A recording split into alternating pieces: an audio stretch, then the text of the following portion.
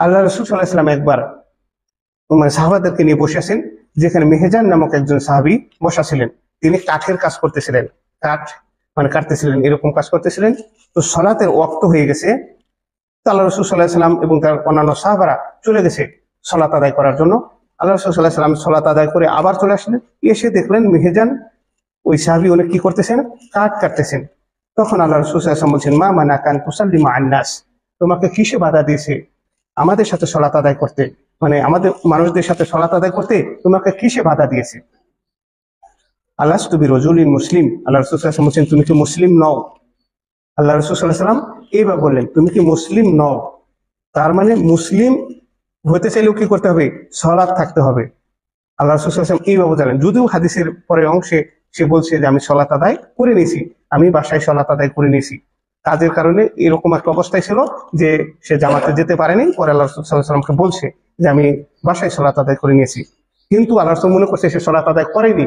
তাহলে আল্লাহ রাসূল সাল্লাল্লাহু আলাইহি ওয়াসাল্লাম বলছেন, আলাস্তু বিরাজুলিন মুসলিম, তুমি কি মুসলিম ব্যক্তি নও? মুসলিম পরিচয়ের জন্য সলাত কি বাধ্যতামূলক। মান তারাকা সালাতা ফাকাদ আশরাকা ওয়া কাফারা, কেউ যদি সলাতকে ছেড়ে দেয় সে শিরকের দিকে ধাবিত হবে, কুফরের দিকে ধাবিত হবে। এই বিষয়ে মতানক্য রয়েছে। কেউ বলছে সরাসরি কাফের হয়ে যাবে, কুফরি হয়ে যাবে, কুফর করে ফেলবে। আবার সালাফদের এই বিষয়ে বক্তব্য রয়েছে, কেউ যদি অন্তরে সালাত কামনা করে পরে সারে এই লোক সরাসরি কাফের হয়ে যাবে না, তাই সে কুফরি লালন করতেছে কিন্তু সরাসরি কাফের হবে না। আবার সালাফদের এমনও বক্তব্য রয়েছে, যে ব্যক্তি ইচ্ছাকৃত এক ওয়াক্ত ছেড়ে দিবে সে কাফের হয়ে যাবে, আবার তওবা করে ফিরে আসলে সে মুসলিম হবে। এইভাবে সালাফদের বক্তব্য রয়েছে। তাহলে মূলত যে বিষয়টা, সলাৎ ছেড়ে দেওয়ার কোনো সুযোগ নেই। আরেকটা হাদিস বলে দিচ্ছি, সলাতের বেশ লম্বা বিষয় রয়েছে। আয়েশা রাদিয়াল্লাহু তাআলা এই হাদিসটাও বর্ণনাকারী, মুসলিম গ্রন্থের 1010 নম্বর, আবু দাউদের 679 নম্বর হাদিস। সেখানে পেয়ে যাবেন আয়েশা রাদিয়াল্লাহু তাআলা আনহা, উনি হাদিসটি বর্ণনা করেন যে তিনি বলেন, ক্বালা রাসূলুল্লাহ সাল্লাল্লাহু আলাইহি ওয়াসাল্লাম, রাসূল সাল্লাল্লাহু আলাইহি ওয়াসাল্লাম বলেছেন, লা ইয়াজালুল কওমু ইয়াতাখারুনা আনিস সাফিল আউয়াল হাত্তা ইউখারহুমুল্লাহু ফিন্নার। আমাদের মধ্যে অনেক মুসল্লি আছে যারা ইচ্ছাকৃতভাবে পিছনের কাতারে দাঁড়ায়, আছে না এরকম? দেরি করে যে আর একটু দাঁড়াক, পরে যেয়ে দাঁড়াবো, পিছনে গিয়ে দাঁড়াবো। এরকম অনেক মসজিদ আছে যে মসজিদে মনে করে যে সাইডে এসির বাতাস ভালো পাওয়া যায় সেখানে গিয়ে দাঁড়ায়, যেখানে ফ্যানের বাতাস ভালো সেখানে গিয়ে দাঁড়াবে। প্রথম কাতার থেকে পিছিয়ে থাকে।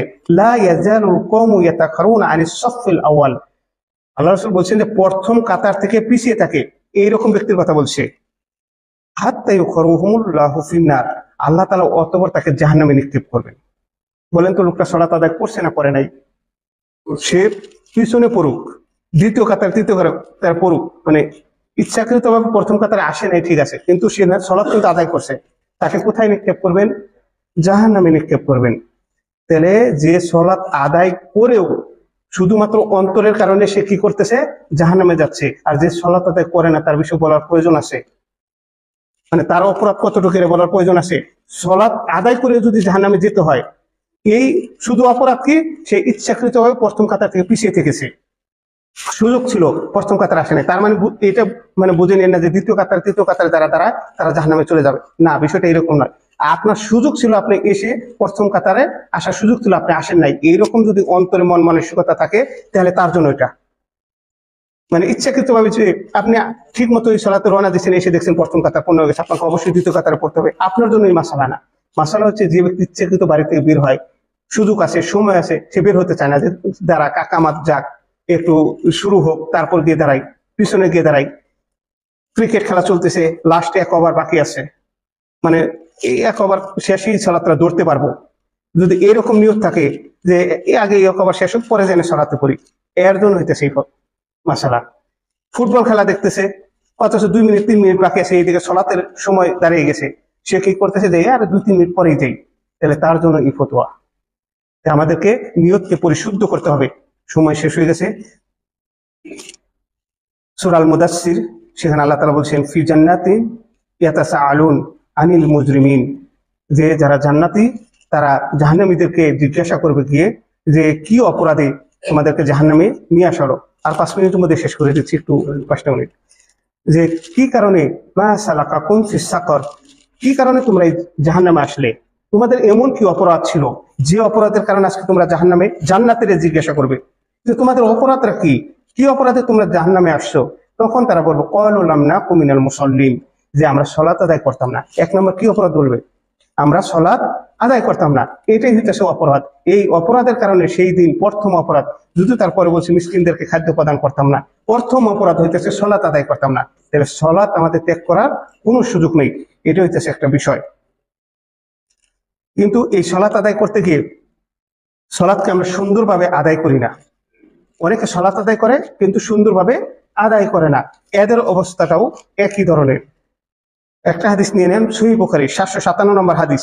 আল্লাহ রাসূল সাল্লাল্লাহু আলাইহি ওয়াসাল্লাম মসজিদে সালাত আদায়ের পর বসে আছেন, সাহাবারাও বসে আছে।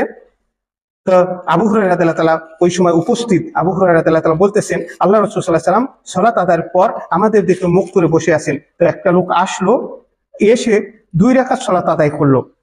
তখন সালাত আদায় করার পর আল্লাহ রাসূল সাল্লাল্লাহু আলাইহি ওয়াসাল্লাম ফাসাল্লামা, আবু হুরায়রা রাদিয়াল্লাহু তাআলা বলেন তাকে সালাম দিল। আল্লাহ রাসূল সাল্লাল্লাহু আলাইহি ওয়াসাল্লাম সালামের জবাব নিলেন না, না নিয়ে তিনি বলছেন ইরজি, তুমি ফিরে যাও, ফাসাল্লি, তুমি সালাত আদায় করো, ফা ইন্নাকা লাম তুসাল্লি, তুমি সালাত আদায় করোনি। তাহলে লোকটি কিন্তু মাত্র 2 রাকাত সালাত আদায় করছে, আর আল্লাহ রাসূল সাল্লাল্লাহু আলাইহি ওয়াসাল্লাম ভাষাটা কিভাবে বলছেন যে তুমি সালাত আদায় করোনি, তুমি ফিরে যাও, আবার সালাত আদায় করো। লোকটি আবার গেল, 2 রাকাত সালাত আদায় করলো, ফাসাল্লামা, অতঃপর রাসূল সাল্লাল্লাহু আলাইহি ওয়াসাল্লামকে সালাম দিল।